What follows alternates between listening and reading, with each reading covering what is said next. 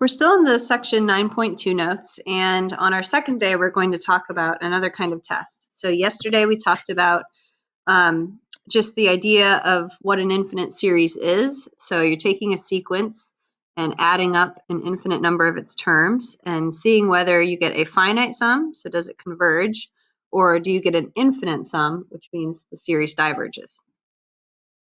So we looked at the definition of sum of a sequence, meaning we looked at some partial sums, and then once we got a pattern for like the nth partial sum,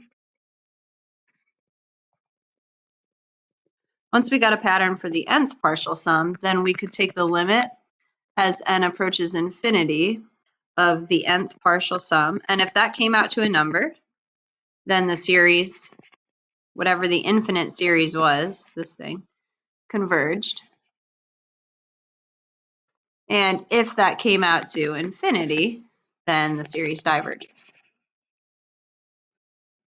And then we also looked at geometric series. So if you have one of these special series where you have some sort of constant a and some ratio r to the n power, then if r is between 0 and 1, and that's whether it's positive or negative, a fraction between 0 and 1, then the geometric series will converge. And it converges to this value right here. A is the first term. So if it tells you to plug in 0, whatever you get when you plug in 0, or if it tells you to plug in 1, whatever you get when you plug in 1, multiply that through. So the first term divided by 1 minus r. And if the series will diverge if r is greater than or equal to 1.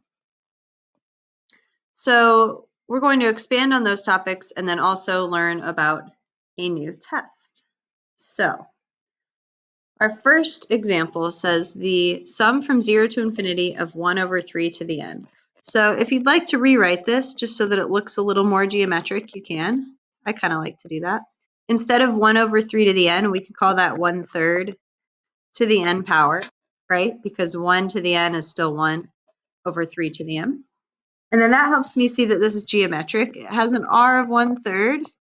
The first term, I kind of write it as like a sub 0. When you plug in 0 for that, you get 1. So this converges to 1 over 1 minus 1/3. That's 1 over 2/3, which is 3 over 2. So, and remember yesterday we were saying this series converges by geometric series test.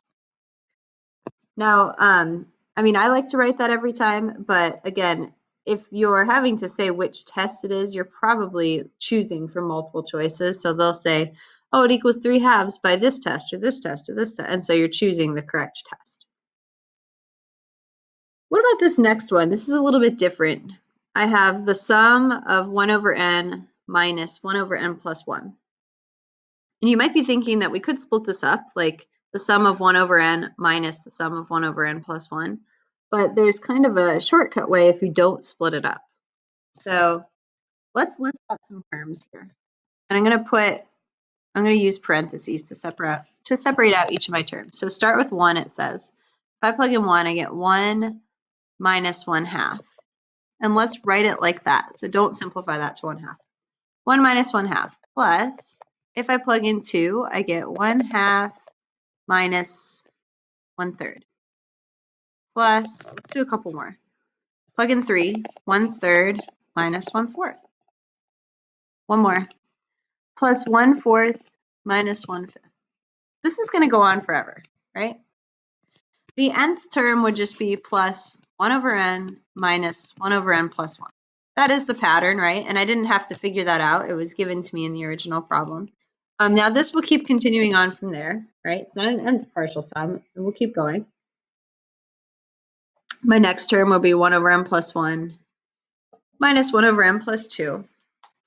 But if we look at this, a lot of these terms are going to end up canceling each other out, right? There is no other term that's equal to 1, so this 1 is going to stick around. It's not going to get canceled out.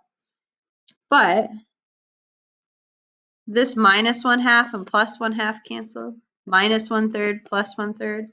minus 1/4, plus 1/4, minus 1/5. There's a plus 1/5 right there in the next term. I just didn't write it out. And if you keep canceling, let's just suppose that we kind of do an nth partial sum. Say we stop here. Then this term would be left, but there'd be a 1 over n, a minus 1 over n in the previous term here to cancel with that. So this thing would crunch all the way down. If I do want to do an nth partial sum, I want to stop at the nth term instead of continuing on, then the nth partial sum would be 1 minus 1 over n plus 1, right? Because all the terms in between where I start and where I stop are going to have a little companion plus and minus that are going to cancel out. But there is no 1 over n plus 1 in front of this, so that doesn't cancel out. And there's no other term that has a fraction that's 1. So again, I'm left with 1 minus 1 over n plus 1. Now remember, we just kind of mentioned this at the top of the notes. If we can come up with an nth partial sum, which we just did, that's our nth partial sum, then we can take the limit as n approaches infinity of that sum and see what we get. So here, if I take the limit as n approaches infinity of my partial sum, so that is to say the limit as n approaches infinity of 1 minus 1 over n plus 1, then that would be 1 minus 1 over infinity, 1 minus 0. So that limit is 1. So therefore, this entire series, this sum from the first term to the infinity term of 1 over n minus 1 over n plus 1 converges to 1. We call that a telescoping series because it's kind of collapsing in on itself, right? Think of one of those telescopes that you see, like, I always think about them in cartoons. You can like expand them out and crunch them down, like pirates or something. So this is our telescope, right? We've expanded this out, but then when we start canceling terms, you're picturing this as like crunching in on itself, and I get the first term and the last term. Anyway, so that is a telescoping series, and you can kind of spot them. To be able to spot them, it's not always immediately obvious just by looking at, like, it's not just, oh, if I have two things subtracted, I'm going to have a telescoping. You should write out a few of the terms. Sometimes it works out that maybe the first couple of terms will stick around and then it starts canceling terms out. So anyway, write a few of the terms, and then whatever you have left over is your nth partial sum. All right, so if I have something in this form where the terms are equal to b1 minus b2 plus b2 minus b3 plus b3 plus, minus b4 plus dot dot dot, and then this should be, why does that say plus? Minus bn minus bn plus 1. If I have those subtracted, the same thing is happening where it's like, okay, there is no other b1 here, but these b2s cancel out, these b3s cancel out, the b4 will cancel out with something, the bn will cancel out with whatever was before it. There won't be anything to cancel out here. So my nth partial sum will be b1 minus b sub n plus 1. This just means the first term, or again, it might end up being like the first couple of terms. I think we see that in our homework. So write out a few here. But anyway, the first term minus the last term that you have when you say you're doing your nth partial term. Remember, these series do go on forever, so we're just cutting it off at some arbitrary nth partial sum. All right, and then how do I actually find the sum? The sum itself is equal to whatever I get when I take the limit as n approaches infinity of s sub n. All right, so formally, and I'm really sorry if this is, I hope this is filled out in your shell notes. I should have checked that before. If not, you can pause it and copy this down. Otherwise, I'm going to talk through it. So this is called the telescoping series test. So a telescoping series, which is a sum from 1 to infinity of b sub n minus b sub n plus 1. See how, I'm going to stop there. See how that example b was in that form? B sub n minus b sub n plus 1. If this would have said n plus 2, it may or may not have worked out telescoping, right? I'd have some terms more than just what I have here, the first and the last. So anyway, if you can see that the second term is just plugging in an n plus 1 for the first term, then you've got telescoping. Anyway, that series converges if and only if b sub n approaches a number. B sub n has to approach a number. If that first term approaches infinity, then you've got something that diverges. So we want B sub n to approach a number as n approaches infinity.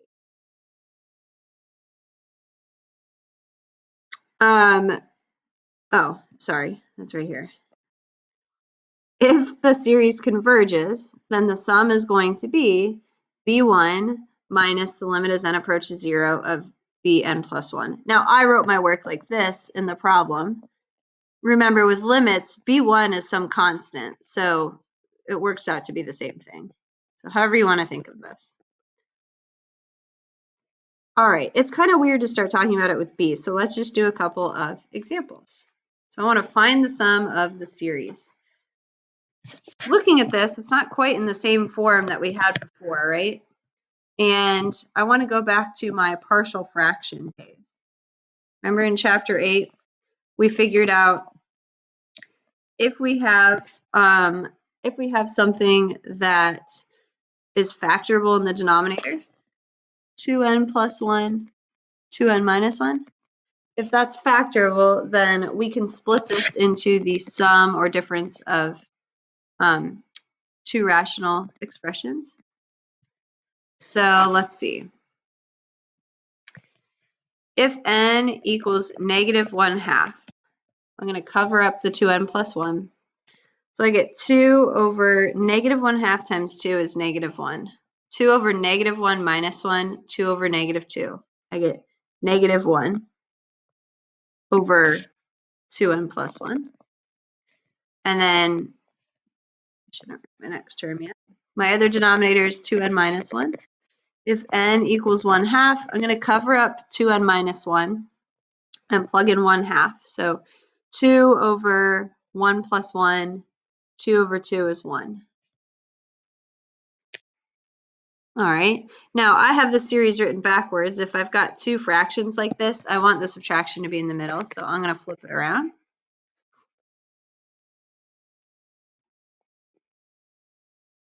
One over 2n minus 1 minus 1 over 2n plus 1. All right, now I need to see if this is telescoping. One way to do it is to start listing out some terms. But remember, what we're looking for here is to check, let's say check if telescoping.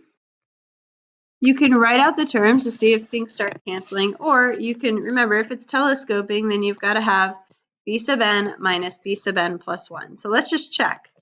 If b sub n is 1 over 2n minus 1, what should b sub n plus 1 be? That's plugging in an n plus 1 in for the n.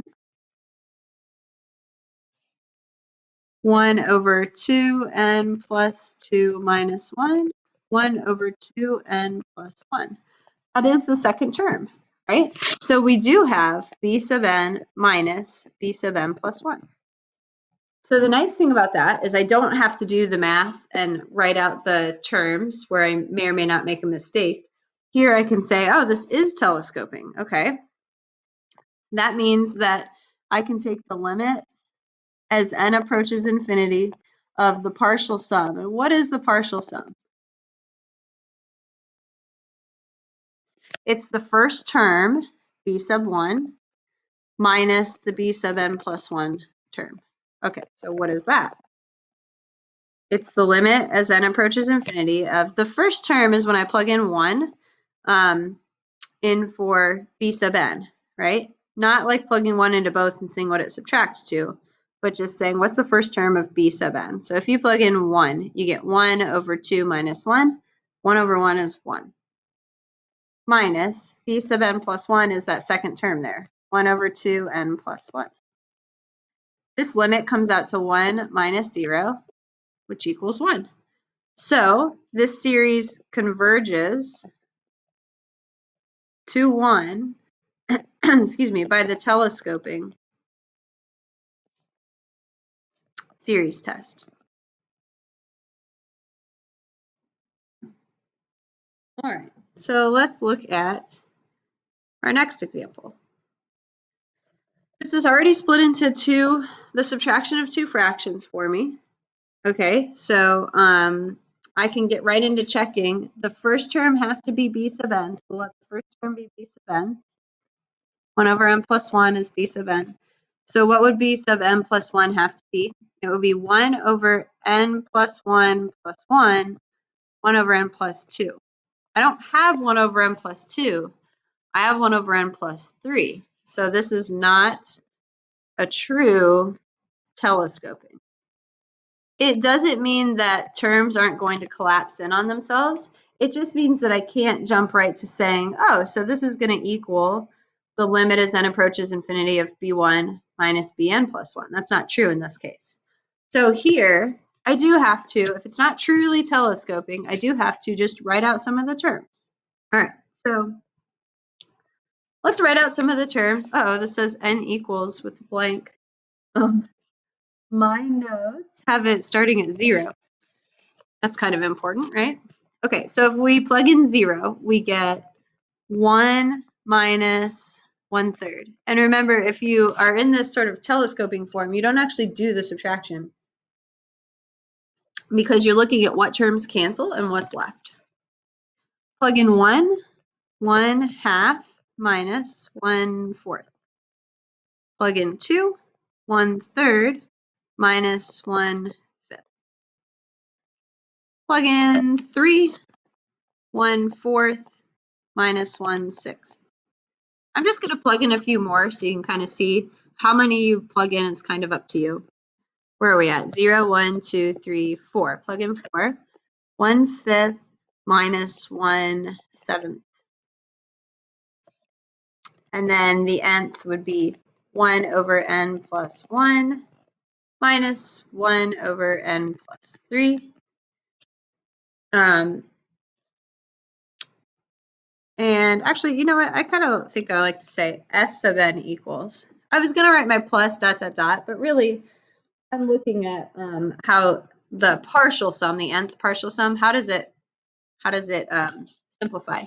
Let's look at what terms are canceling out. There is no other 1, and there won't be a 1. 1 is here to stay. 1/3, negative 1/3 cancels with the positive 1/3 over here. 1/2, is that going to cancel? Is there another 1/2? No, 1/2 is here to stay. Does negative 1/4 cancel? Yes. Does negative 1/5 cancel? Yes. Would negative 1/6 cancel? Yep, because the next term would be plugging in 0, 1, 2, 3, 4. It would be plugging in 5, so you get 1 over 6 minus 1 over 8.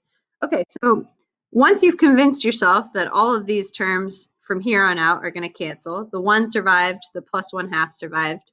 This 1 over n plus 1 is going to cancel out as well, right? Because there will be something in front of it that cancels. And then we're also going to be left with, since we're stopping at negative 1 over n plus 3, there are no terms after that to cancel it out. So our nth partial sum is 1 plus 1/2.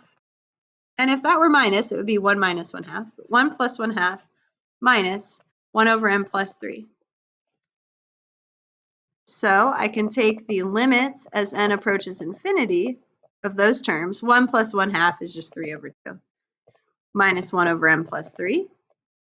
That's 3 over 2 minus 0. So again, what we're saying is this series converges to 3 over 2. And it's not really, I think, no, I guess I don't have that. I was going to say, I think in my answer key I had by telescoping series test. It's not really by a telescoping series test. It's just that you expanded it out and simplified, and you're kind of going back to what we said in the beginning. I'm coming up with an nth partial sum and taking a limit of it. So we didn't truly do any sort of test there. Now, of course, if you're searching for your answer and they call it a telescoping series test, then I suppose you should select that one. Ooh, inverse tangent. Remember, tangent to the negative 1 means arctangent. If they meant to the negative 1 power, they would just write cotangent. They wouldn't write, or they'd write 1 over tangent. They would not write tangent to the -1. All right, so for this one, let's just check to see. It's the difference of two terms. So why don't we see, are we in a telescoping situation? It doesn't have to be a fraction minus a fraction. So in this case, b sub n would equal arctangent of n, and b sub n plus 1 would have to equal arctangent of n plus 1. And that is what we have. So we have b sub n minus b sub n plus 1. So this is great. We don't have to expand out terms. We can just get right down to our telescoping series. So remember, the nth partial sum should be b sub 1 minus b sub n plus 1. And so that means that our nth partial sum is plugging 1 into arctangent. So I'm going to show that work for the notes. So it'd be arctangent of 1 minus arctangent of n plus 1. Arctangent of 1 is pi over 4 minus arctangent of n plus 1. Once I get it there, I want to take the limit as n approaches infinity. So the limit as n approaches infinity of pi over 4 minus the arctangent of n plus 1 is equal to pi over 4 minus, let's see, we're heading to infinity, arctangent of infinity. Remember, your arctangent graph does one of these, and its horizontal asymptote is at pi over 2 as you head out to positive infinity. So pi over 4 minus pi over 2, and so this one equals negative pi over 4. It is possible for a sum, an infinite series, to come out negative. That's okay. So this converges. And now this one is, that was a true telescoping, so converges by telescoping series test.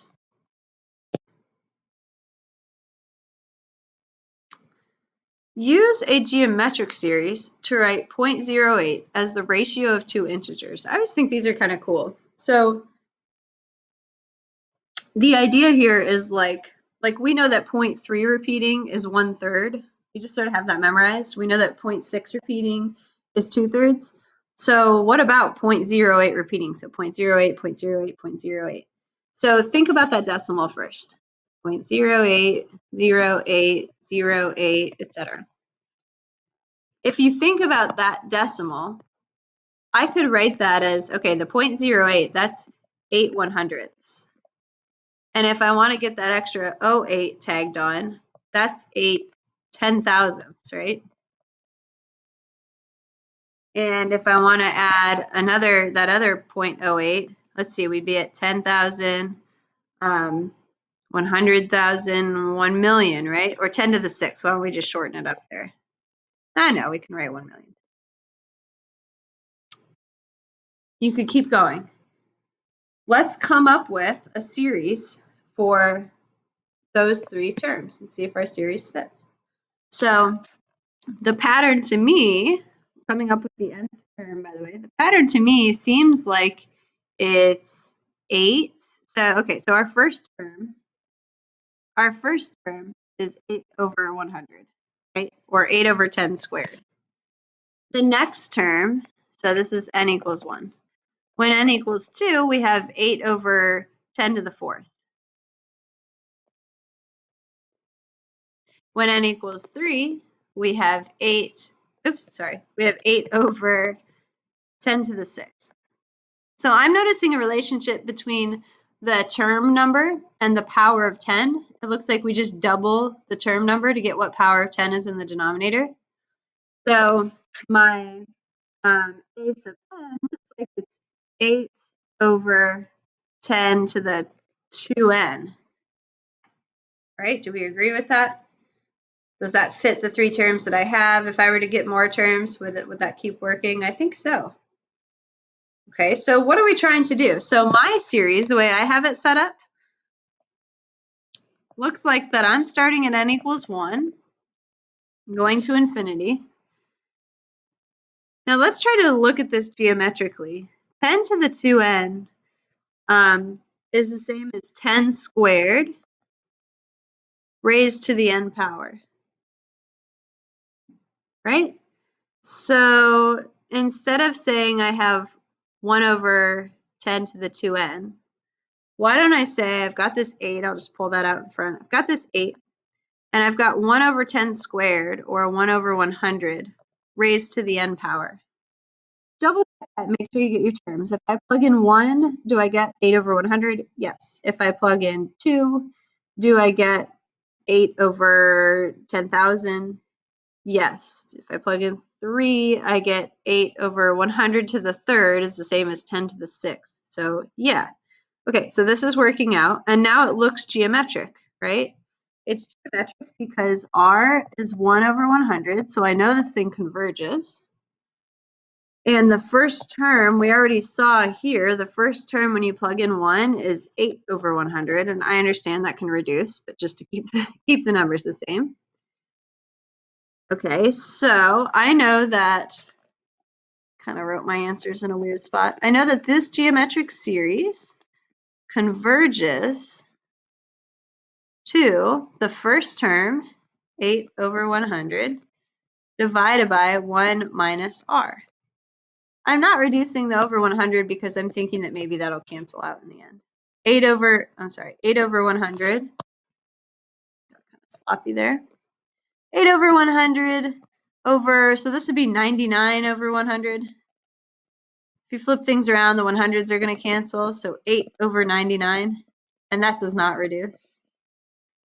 Yeah, so there's no need to reduce that. If I would have changed this to, 2 out of 25, then I would have had more math to do in the end to simplify my fraction. So anyway, 8 over 99 is equal to 0.08 repeating. And we can check that, 8 over 99.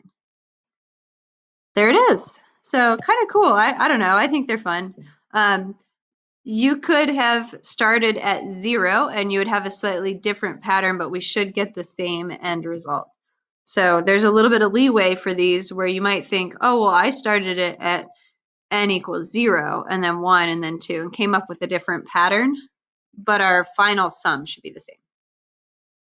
Okay, last question, true or false? Is the sum from 4 to infinity of 1/2 to the n and the sum from 0 to infinity of 1/2 to the n, do they behave the same way? Do they both converge? Do they both diverge? Or do they act differently? Okay, so the question is just converge or diverge. It's not saying do they add up to the same thing. All right, so both of these are geometric. R is 1/2. So both, so true. Both series converge, and I'm going to go further and say by the geometric series test. Let me ask a follow-up question. Do they add up to the same thing? All right, so if we start at the fourth term instead of starting at the 0 term here, do they add up to the same thing? Well, to check, you would just figure out what that first term is. So in the first case, figure out what a sub 4 is. 1 over 2 to the fourth is 1/16. And r is 1/2. So that first series sums to 1/16 over 1 minus 1/2. 1/16 over 1/2 is 2/8, so 1/4. First series adds up to 1/4. The second series starts at 0. Oh wait, did I do that right? Not 1/4, sorry, 1/8. My bad, 1/8. The second series, if you plug in 0, you get 1, and r is still 1/2. The second series adds up to 1 over 1 minus 1/2, which is 2. So they both converge, but they converge to different values. It makes sense that the one that includes the first 4 terms, which are the 4 biggest terms, right? Those are the starting numbers. Everything just gets smaller from there.